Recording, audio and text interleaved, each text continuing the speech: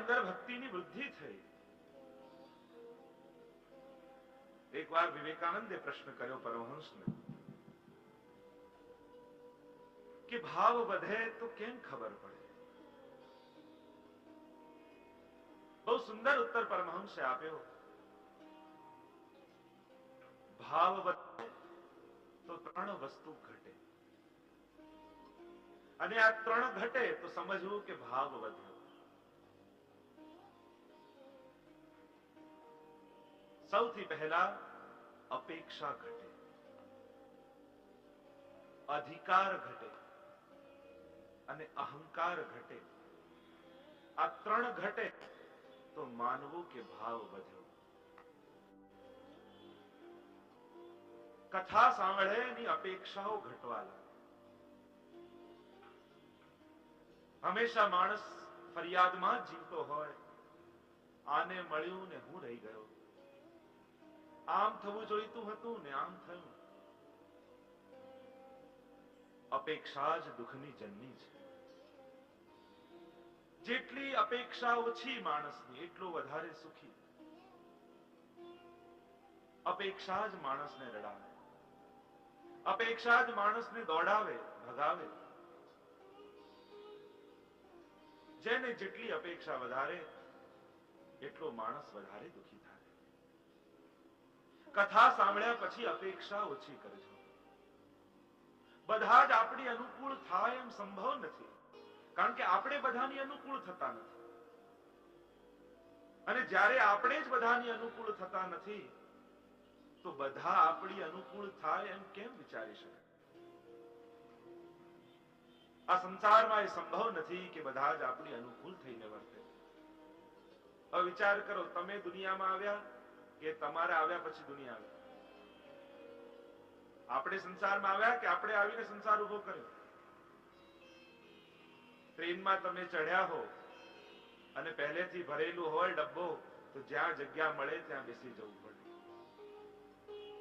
આપણે સંસારમાં આવ્યા છીએ એટલે આપણે જ એડજસ્ટ થવું પડે. આપણે કઈ પ્રગટ નથી કર્યો આખો સંસાર. આપણે છેલ્લે આવ્યા એટલે આપણે એડજસ્ટ થવાનું. આપણે બધાને અનુકૂળ કરવાની કોશિશ કરીએ. આને આમ જ વર્તવું જોઈએ, આને આમ જ બોલવું જોઈએ, આને આમ જ વ્યવહાર કરવો જોઈએ, અને ન થાય તો દુઃખ થાય. ભાવ વધે તો અપેક્ષા ઘટે. જે જેવો છે એવું સ્વીકારવાની કોશિશ કરો. અને આપણે નથી સ્વીકારી શકતા, અને એટલે જ સંસારમાં દંભ વધે છે. પેલો એમ બતાવવાની કોશિશ કરે કે તમને જેમ ગમે એમ જ હું થઈને આવ્યો છું. ન હોય છતાંય બનવાની કોશિશ કરે, દંભ કરે. સૌથી પહેલા અપેક્ષા ઘટે. કુંભનદાસજીને તો પૂછ્યું, તમારે કેટલા બેટા છે? તો કહ્યું 1.5 દીકરા છે. અરે મેં તો સાંભળ્યું છે 7 તમારે દીકરાઓ છે.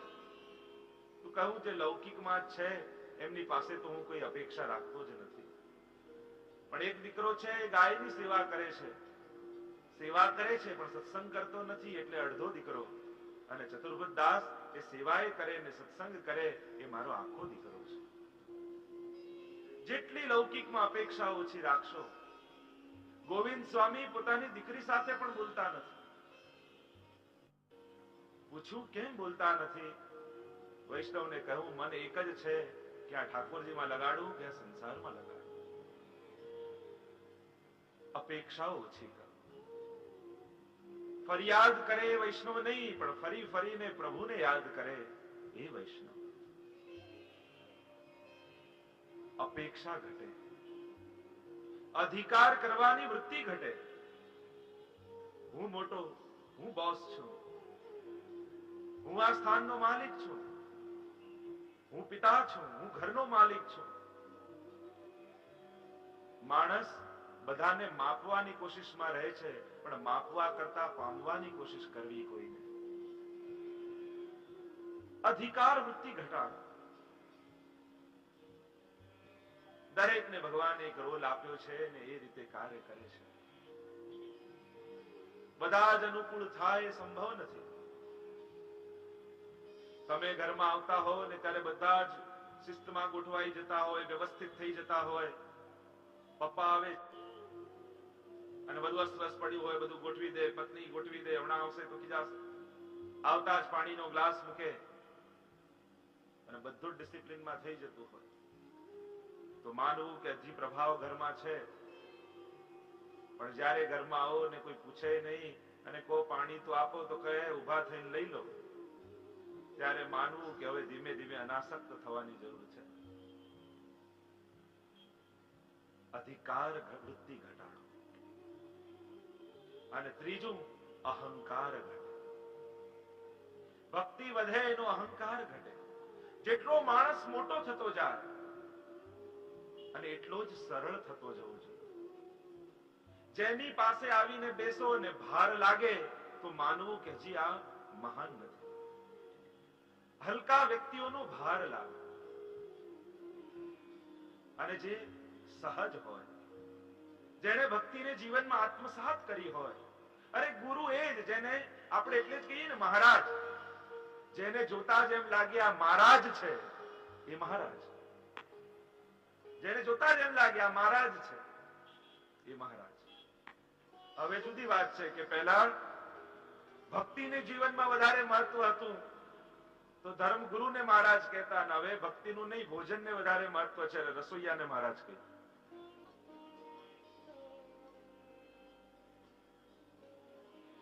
જેને જોતા જ એમ લાગે કે આના ચરણોમાં બેઠા રહીએ, એ જ સદગુરુ છે. જેનો ભાર ન હોય, જેના જીવનમાં ભક્તિ હોય, જેને સાચા અર્થમાં પ્રભુને પામ્યા હોય, તે સરળ હોય, સહજ હોય, સ્વાભાવિક હોય. અને જ્યાં જ્યાં દંભ આવે ત્યાં ભાર લાગે. જો અસત્યનો હંમેશા ભાર હોય, તમે કોઈની આગળ ખોટું બોલ્યા હો તો તમારે યાદ રાખવું પડે કે પેલા આગળ આમ કીધું તું, નાના આગળ આમ કીધું. આ જેટલા પણ સંસારમાં ટેન્શનો છે ને, આ બધા ખોટા બોલવાના છે. સત્યને તો યાદ કરવાની જરૂર જ નથી, કારણ કે સાચું જ બોલતા હો તો યાદ રાખવાની જરૂર નથી કે આના આગળ આમ બોલ્યા ને પેલા આગળ આમ બોલ્યા. એ તો બધા આગળ એક જ વાત છે. પણ ખોટું બોલ્યા છીએ એટલે યાદ રાખવું પડે, પેલાની આગળ આમ કીધું ને આની આગળ આમ કીધું, અને એના ટેન્શનમાં ફરીએ, અસત્યનો ભાર લાગે છે. તો ભાવ વધે તો ત્રણ વસ્તુ ઘટે: અપેક્ષા ઘટે, અધિકાર ઘટે, અહંકાર ઘટે. ઝૂકી જાય વૈષ્ણવ. દીનતાના પાત્રમાં મન મણી મૂકી ભેટ ભગવંતજીને ધરજો. જે દીન છે પ્રભુને એ જ ગમે છે, કારણ કે પ્રભુ રસો વૈશઃ છે, રસરૂપ છે, અને રસનો સ્વભાવ છે. જ્યાં ઢાળ હોય ત્યાં જાય. પ્રભુને કોઈની જોડે પક્ષપાત નથી, પણ પ્રભુ તો રસરૂપ છે અને રસનો સ્વભાવ. જ્યાં ઢાળ હોય ત્યાં ગતિ કરે. જે દીનતાથી ઝૂકેલો હોય, પ્રભુ વહેતા વહેતા એના હૃદયમાં આવી જાય. અને જે અહંકારથી ઉભો હોય ત્યાં ભગવદ રસ ટકતું નથી.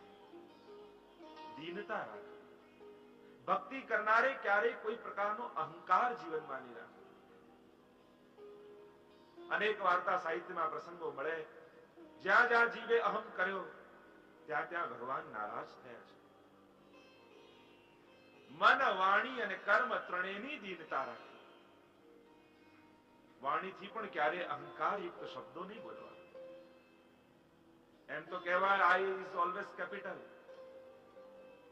હંમેશા કેપિટલમાં હોય, અહંકાર યુક્ત હોય, પણ જીવ ઝૂકી જાય. કારણ કે બંને રોગ છે. જો આઈ એમ સમથિંગ એ પણ રોગ છે, અને આઈ એમ નથિંગ એ પણ એક રોગ છે. બંને પતન કરનારા છે. આઈ એમ સમથિંગ સમજતો હોય કે હું કંઈક છું, એ પણ પાડે, અને આઈ એમ નથિંગ, હું તો કંઈ જ નથી, અને સાવ હીન ભાવ આવી જાય તો એ જીવનમાં કંઈ ન કરી શકે. હીનતા નહીં પણ દીનતા હોવી જોઈએ.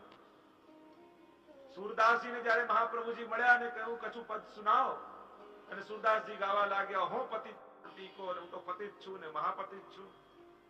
મહાપ્રભુજી ખીજાયા, અરે સુર હોય કાહે દિધ્યાત હે, કશું ભગવત લીલા ગા.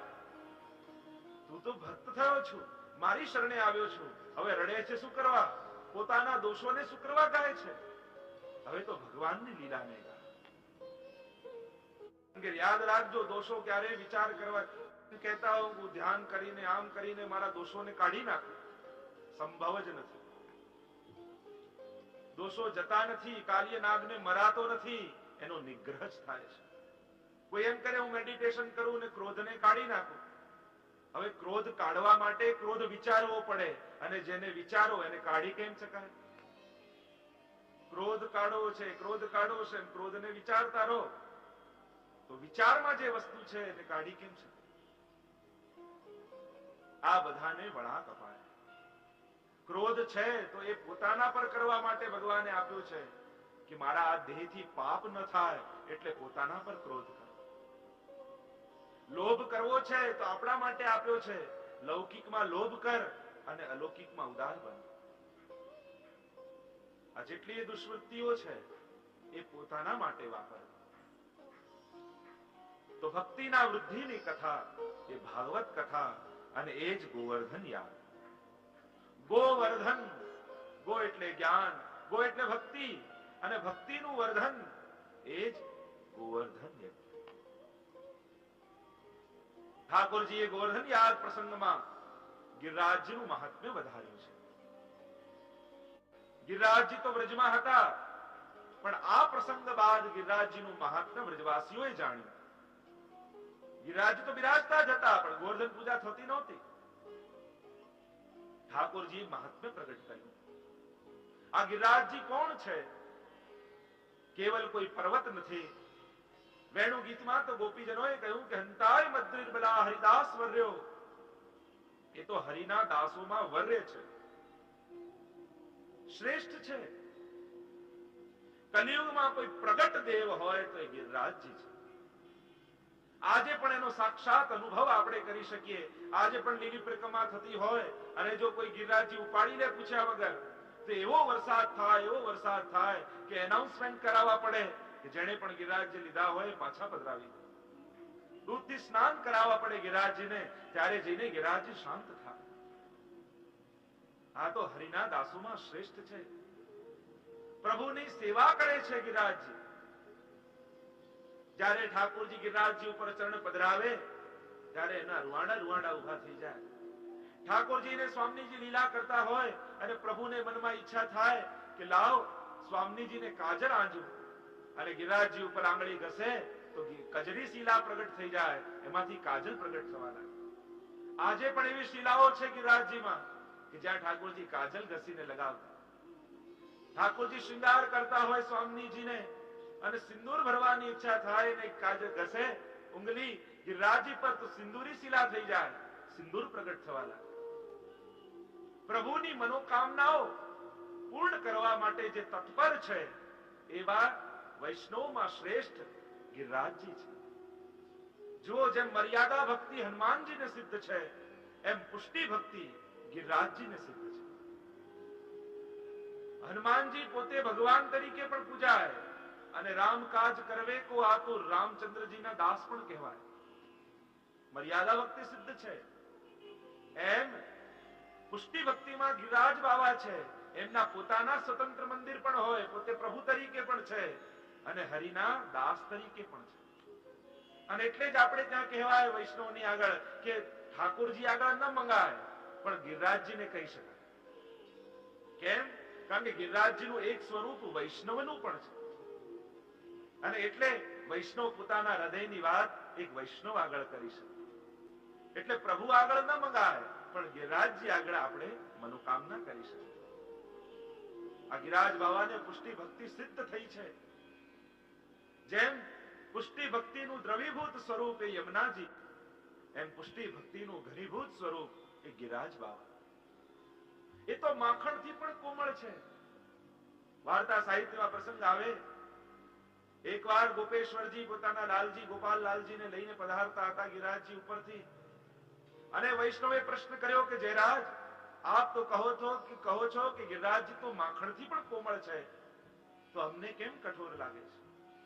અને એટલામાં જ ખોળામાં બિરાજેલા એ લાલજી છલાંગ લગાવી ગિરિરાજજી ઉપર અને પોતાના કમર સુધી અંદર ઘૂસી ગયા ગિરિરાજજીની અંદર, અને પ્રમાણિત ભૂત કરીને બતાવ્યું કે ગિરિરાજ બાવા તો અતિ સુકોમલ છે. આ ગિરિરાજજી 5 સ્વરૂપે દર્શન આપે છે. તમે બ્રજમાં જાઓ ને ગિરિરાજની પરિક્રમા કરો તો કહેવાય કે આ પાંચમાંથી કોઈ એક સ્વરૂપે ગિરિરાજજી અવશ્ય દર્શન આપે. પાંચ સ્વરૂપ ગિરિરાજજીના કહ્યા. પહેલું સ્વરૂપ સિંહનું સ્વરૂપ, બીજું ગાય સ્વરૂપે, ત્રીજું ગોપ બાલક સ્વરૂપે, ચોથું ભુજંગ સ્વરૂપે સર્પ સ્વરૂપે અને પાંચમું રત્નમય ધાતુ સ્વરૂપે. આ પાંચ સ્વરૂપે ગિરિરાજ બાબા દર્શન આપે છે. જો દરેક દેવી દેવતાઓના આસન હોય, ગણપતિનું આસન કયું કયું? કાર્તિકેયનું મોર, શિવજીનું નંદી, માતાજીનું અચ્છા માતાજીનું સિંહાસન છે તો ઠાકોરજી જેના પર બિરાજે એને સિંહાસન કેમ કહીએ છીએ? સિંહ તો માતાજીનું આસન છે ને, પછી ઠાકોરજી જેના પર બિરાજે એને સિંહાસન કેમ કહેવાય? કારણ કે સિંહ એ ગિરિરાજ બાવા છે અને ગિરિરાજ બાવાની ગોદમાં સદા ઠાકોરજી બિરાજે છે અને એટલે ઠાકોરજી જેમને બિરાજે એને સિંહાસન કહેવાય. ગિરિરાજજીનું એક સ્વરૂપ સિંહનું સ્વરૂપ છે. જે અધિકારી જીવો હોય એને જ નિકુંજમાં પ્રવેશ મળે, બીજા જીવોને મળતો નથી. એટલે દ્વાર ઉપર આ સિંહ ઠાડા છે. શ્રીનાથજીની પણ કંદરામાં જોશો તો એક સિંહનું સ્વરૂપ છે. ભક્તોને નિર્ભય બનાવવા માટે છે. ગિરિરાજજીનું બીજું સ્વરૂપ ગાયનું સ્વરૂપ છે. આ ગાયનું સ્વરૂપ કેમ ગિરિરાજ બાબાએ લીધું? તો કહું, જ્યારે ઠાકોરજીને બ્રહ્માજીએ પરીક્ષા કરી અને બધા જ વાછરડાઓને લઈ ગયા, ત્યારે પ્રભુ જ પોતે વાછરડા રૂપે બન્યા અને દરરોજ એ પ્રભુ રૂપ વાછરડા વનમાં ચરવા માટે જાય અને ચરે ભૂમિ પરથી ગ્રાસ તો એમના મુખમાંથી લાળ પડે. જો ગાય ઘાસ ખાતી હોય તો એના મુખમાંથી સતત લાળ સ્રવિત થાય. તો આ તો પ્રભુ છે, આ વાછરડા રૂપે સાક્ષાત ઠાકોરજી છે. તો એમના મુખમાંથી જે અધરામૃત પડ્યું એનાથી ભૂમિ હરી થઈ, ભીની થઈ અને એની ઉપર હરું હરું ઘાસ ઉગ્યું. તો એ ઘાસ તો પ્રભુના અધરામૃત રૂપ છે. તો ગિરિરાજ બાબાએ જોયું આ તો પ્રભુનું અધરામૃત રૂપ ગ્રાસ છે, તો લાવો પ્રભુના અધરામૃત ગ્રહણ કરું. અને ગ્રહણ કરવા માટે ગિરિરાજજીએ ગાયનું સ્વરૂપ લીધું અને ગાયનું સ્વરૂપ લઈ પ્રભુના અધરામૃત ગ્રાસનું ગ્રહણ કર્યું. તો બીજું સ્વરૂપ ગિરિરાજજીનું ગાય. ત્રીજું સ્વરૂપ ગોવાળનું. જ્યારે ખડ ઋતુની વાર્તા અને દ્વાદશ નિકુંજના ભાવ આવ્યા ત્યારે એમાં ગિરિરાજ બાબા લાલ ધોતી ને ઉપરણ ઓઢી 12 વર્ષના બાળક ગોવાળ બનીને ત્યાં દર્શન આપ્યા છે. ચોથું સ્વરૂપ ગિરિરાજનું ભુજંગનું, સર્પનું. જેમ સર્પના માથે મણિ હોય એમ ગિરિરાજજીના માથે મણિરૂપ શ્રીનાથજી પ્રગટ થયા છે. તો આ ભુજંગ સ્વરૂપ શ્રી ગિરિરાજજીનું છે. અને પાંચમું સ્વરૂપ રત્નમય ધાતુ. જ્યાં રત્ન ધાતુ ગિરિરાજે રે, વલ્લભાખ્યાનમાં જેમ કહ્યું રત્ન જડિત ગિરિરાજ બાવા છે. કૃષ્ણદાસ મેઘને એકવાર પ્રશ્ન કર્યો મહાપ્રભુજીને કે આપ તો કહો છો કે ગિરિરાજજી રત્ન ધાતુ રૂપ છે, તો મને અનુભવ કેમ થાય? મહાપ્રભુજીએ કહ્યું કે અષ્ટાક્ષરનો જાપ કરતા કરતા કંદરામાં પ્રવેશ કરી જાઓ. અને અષ્ટાક્ષરનો જાપ કરતા કરતા કૃષ્ણદાસ મેઘન પ્રવેશ કર્યા અને ગિરિરાજ બાવાના રત્નમય ધાતુના દર્શન થયા. તો આમ 5 સ્વરૂપ ગિરિરાજજીના છે અને 8 દ્વાર ગિરિરાજજીમાં છે. જો આ દ્વાદશ નિકુંજ ખટ ઋતુ સદા ગિરિરાજજીની અંદર બિરાજે છે. ખટ ઋતુ રહત સદા લલિત વ્રજ દેશ ગિરિરાજ રાજે. એ ગિરિરાજ બાવાની અંદર 6 ઋતુ છે અને બધા જ ગોપીજનો યુગલ સ્વરૂપને નિત્ય ગિરિરાજજીની અંદર પધરાવે અને 6 ઋતુનો અનુભવ કરાવે. એવા ગિરિરાજ બાવા છે.